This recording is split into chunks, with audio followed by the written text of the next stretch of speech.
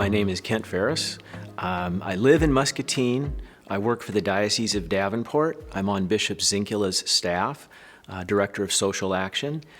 I've enjoyed watching this campaign and this project come to be. My parents grew up in Little Sioux and Ottawa, Iowa. I went to school in Cedar Rapids. My wife grew up in Muscatine, and we've lived there the last 20 years, and I work in Davenport. I have great love of the state, love the people that are here, and part of my responsibility on Bishop's staff is to be aware of what's happening in our communities, and nothing has been more impactful than the pandemic.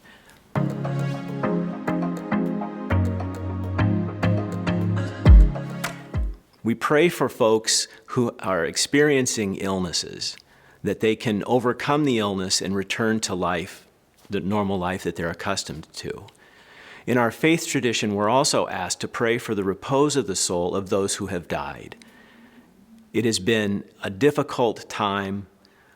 We do what we do in regular times, which is hold people in prayer, and we've taken upon the responsibilities to pray even more seriously during these very difficult times. That's what's struck me about it.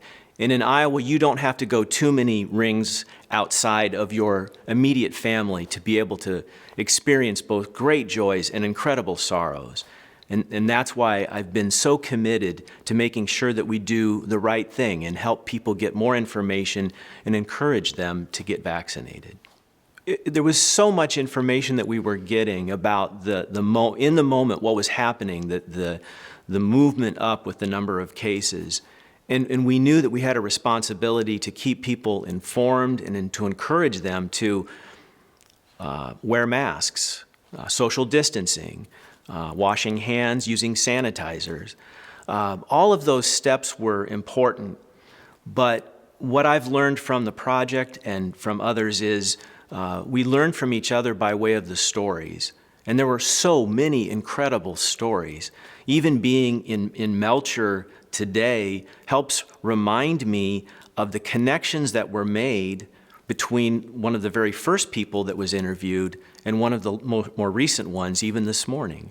Because at one point, I met Ryan, and I delivered hand sanitizer to Washington. And Deacon Tom Hardy from Knoxville met me in Washington to make sure that the hand sanitizer got to Knoxville, as they needed it very early in the pandemic because there was none to be had in Knoxville. So those connections they're just constant. And it allows us time to pause and reflect and to hear other people's stories, to understand that we do have it within our means to affect change, to learn from each other, and to avail ourselves of all available technology, including the vaccinations. I think we are making a difference. My mom, when she's very grateful, she's very excited, she will say, "Thank you, thank you, thank you." Three thank yous.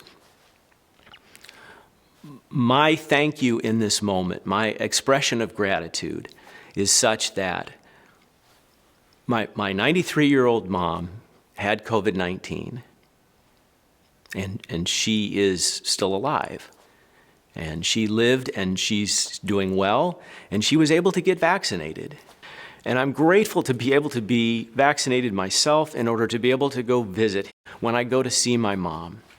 I'm incredibly grateful and thankful for the medical professionals who continue to do the work day in and day out.